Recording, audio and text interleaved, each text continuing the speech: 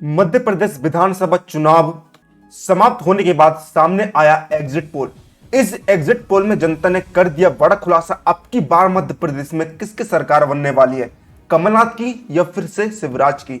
नमस्कार, आपका सभी का मध्य प्रदेश एग्जिट पोल में बहुत बहुत स्वागत है। मध्य प्रदेश में 17 नवंबर को जनता ने किया बढ़ चढ़कर मतदान।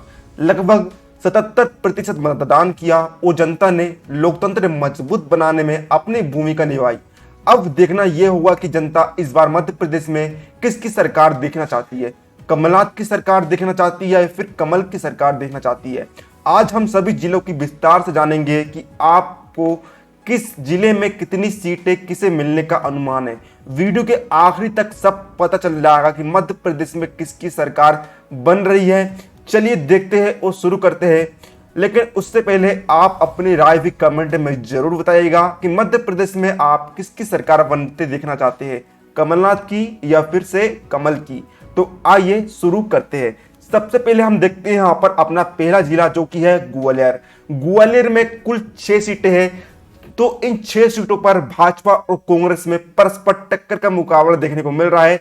6 सीटों में से भाजपा को 3 सीटें और कांग्रेस को 3 सीटें मिलती दिखाई दे रही है।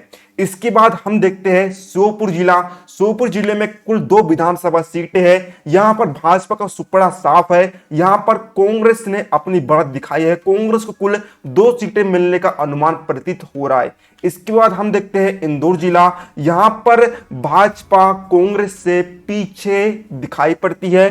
भाजपा को 9 में से 3 सीटें, कांग्रेस को 9 में से 6 सीटें मिलने का अनुमान है। इसके बाद हम देखते हैं मुरैना जिला। मुरैना जिले में कुल 6 विधानसभा सीटें हैं। यहां पर भाजपा को 4 सीटें, वहीं पर कांग्रेस को 2 सीटें मिलने का अनुमान है। यानी कि यहां पर मुरैना जिले में कांग्रेस पिछड़ती हुई नजर आ रही है, वहीं पर भाजपा अपनी बढ़त बनाए हुए है। इसके बाद दतिया जिले की हम बात करें तो यहां पर कुल 3 विधानसभा सीटें हैं। यहां पर भी भाजपा 0/0 सन्नाटा है। कांग्रेस को 3 सीटें मिलने का अनुमान है। इसके बाद हम देखें जबलपुर जिला। जबलपुर जिला में जनता ने टक्कर का मुकाबला दे दिया है। जनता ने अपने अपने मनत के अनुसार यहां पर 8 में से 4 सीटें भाजपा को, वहीं पर कांग्रेस को 8 में से 4 सीटें दी है। इसके बाद हम देखें शिवपुर जिला। शिवपुर जिले में कुल 5 सीटें हैं। 5 में से 2 भाजपा को, वहीं पर 3 कांग्रेस को मिलने का अनुमान है। इसके बाद गुना जिले में कुल 4 विधानसभा सीटें हैं। यहां पर भी भाजपा का सुपड़ा साफ है। यहां पर कांग्रेस को 4 सीटें, वहीं पर भाजपा 0-0 सीट मिलने का अनुमान है। इसके बाद सागर जिले में कुल 8 विधानसभा सीट है। 8 में से 3 सीटें भाजपा को, वहीं पर 5 सीटें कांग्रेस को मिलने का अनुमान है।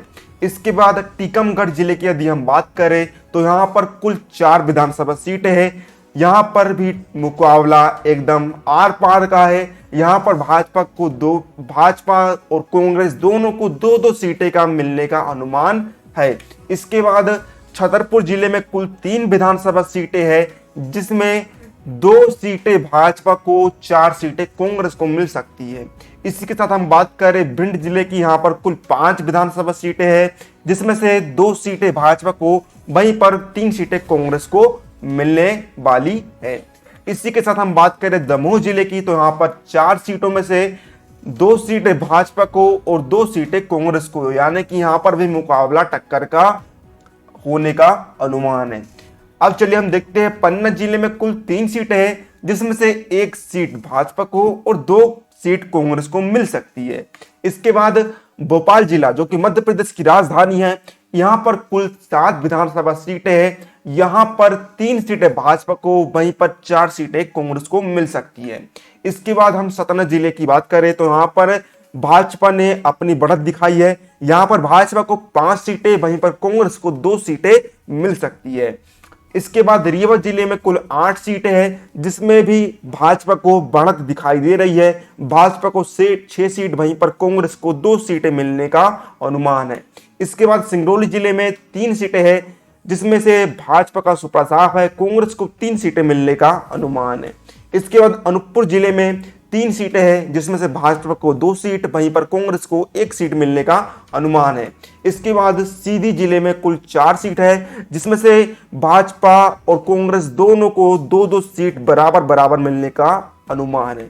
इसके बाद उमरी जिले में 2 सीट है, जिसमें से भाजपा को 0/सन्नाटा और कांग्रेस को 2 सीट मिलने का अनुमान है।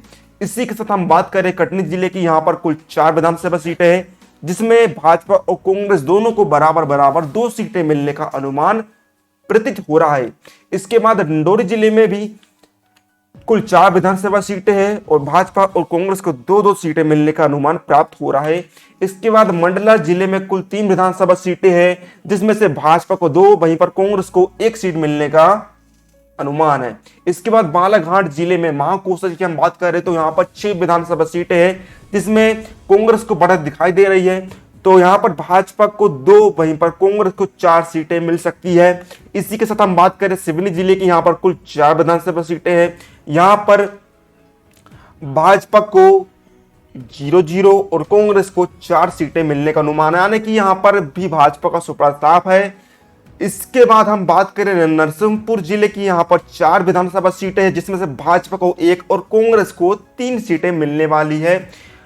अब छिंदवाड़ा बहुत ही ज्यादा महत्वपूर्ण है मध्य प्रदेश के विधानसभा चुनाव में, क्योंकि छिंदवाड़ा जो है कमलनाथ का गढ़ माना जाता है और कमलनाथ कांग्रेस की ओर से मुख्यमंत्री के प्रत्याशी है। तो यहाँ पर मुख्यमंत्री के फेस के तौर पर यदि हम बात करें तो यहाँ पर कांग्रेस का गढ़ तो माना जाता है, लेकिन यहाँ पर भी टक्कर का मुकाबला दिखाई दे रहा है। भाजपा को यहाँ पर 7 में से 3, वहीं पर कांग्रेस को 4 सीटें मिलने का अनुमान है। पिछले बार के विधानसभा चुनाव में यहाँ पर बीजेपी का पूर्णतः पत्थर था, कांग्रेस को 7 में से 7 विधानसभा सीट देखने को मिली थी। तो इस बार टक्कर का मुकाबला देखने को मिल सकता है। इसके बाद हम बात करें बैतूल सीट की, यहाँ पर 5 सीटें हैं। यहाँ पर भाजपा को 3, वहीं पर कांग्रेस को 2 सीटें मिलने का अनुमान है। इसके बाद हरदा जिले में 2 सीटें हैं, जिसमें से भाजपा को सुपड़ा साफ और कांग्रेस को 2 सीटें मिल सकती है। इसके बाद होशंगाबाद जिले में कुल 4 सीट है, जिसमें से भाजपा को 2 और कांग्रेस को 2 सीटें मिलने का अनुमान है। इसके बाद रायसेन जिले में कुल 4 विधानसभा सीटें हैं, जिसमें भी टक्कर का मुकाबला है। भाजपा को 2 और कांग्रेस को 2, दोनों को बराबर बराबर सीटें मिल सकती है। इसके बाद विदिशा जिले में कुल 5 विधानसभा सीटें हैं, जिसमें से भाजपा को 3 और कांग्रेस को 2 सीटें मिलने का अनुमान है। इसके बाद राजगढ़ जिले में भी कुल 5 विधानसभा सीटें हैं, जिसमें से भाजपा को 2 और कांग्रेस को 3 विधानसभा सीटें मिलने का अनुमान है। इसके बाद शाजापुर में कुल 3 सीटें हैं, जिसमें से भाजपा को 1 और कांग्रेस को 2 सीट मिल सकती है।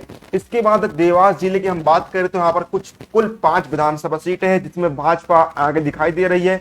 यहाँ पर भाजपा को 3 सीटें, वहीं पर कांग्रेस को 2 सीटें मिल सकती है। इसके बाद खंडवा जिले में भी मुकाबला टक्कर का है, यहाँ पर भाजपा और कांग्रेस दोनों को 2-2 सीटें मिल सकती है। इसके बाद बुरहानपुर जिले में भी भाजपा का सुपड़ा साफ है, कांग्रेस को 2 में से 2 सीटें मिलने का अनुमान है। यहाँ पर खरगोन जिलों में 6 सीटों में से भाजपा को 4, वहीं पर कांग्रेस को 2 सीटें मिल सकती है, यानी कि यहाँ पर कांग्रेस पिछड़ती हुई दिखाई दे रही है।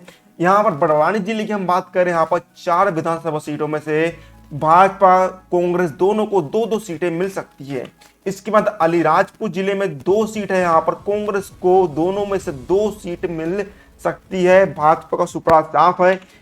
धार जिले में 7 सीटें हैं, जिसमें से भाजपा को 3 और कांग्रेस को 4 सीटें मिल सकती है। इसके बाद रतलाम जिले में कुल विधानसभा सीटें हैं 5, यहाँ पर भाजपा को सुपड़ा साफ, वहीं पर कांग्रेस को 5 की 5 विधानसभा सीट मिलती दिखाई दे रही है। इसके बाद मंदसौर जिले में हम बात करें तो यहाँ पर 4 विधानसभा सीटें हैं, जिसमें भाजपा को 1 और कांग्रेस को 3 विधानसभा सीटें दिखाई दे रही है। तो यहाँ पर साफ प्रतीत हो रहा है कि कांग्रेस ने अपनी बढ़त बढ़ाए रखी है। इसके बाद नीमच जिले में 3 सीट है, जिसमें से भाजपा को 1 और कांग्रेस को 2 सीटें मिलने वाली है। इसके बाद हम देखेंगे अगर मालवा की बात करें तो यहाँ पर 2 सीटों में से दोनों को 1-1 सीट मिल सकती है, भाजपा और कांग्रेस को। इसके बाद अशोकनगर जिला में 3 विधानसभा सीटें, जिसमें भाजपा को 2 और कांग्रेस को 1। लेकिन हम बात करें तो यहाँ पर 2 सीटों में से भाजपा को 2 और कांग्रेस को 1 भी सीट नहीं मिल रही है, यानी कि यहाँ पर कांग्रेस का सुपड़ा साफ हो गया है डिंडोरी जिले में। इसके बाद शहडोल जिले में कुल 3 विधानसभा सीटें हैं, जिसमें भाजपा को 1 और कांग्रेस को 2 सीटें मिल सकती है। इसके बाद निवाड़ी जिले की हम बात करें तो यहाँ पर एक ही विधानसभा सीट है और एक सीट भाजपा को जा रही है।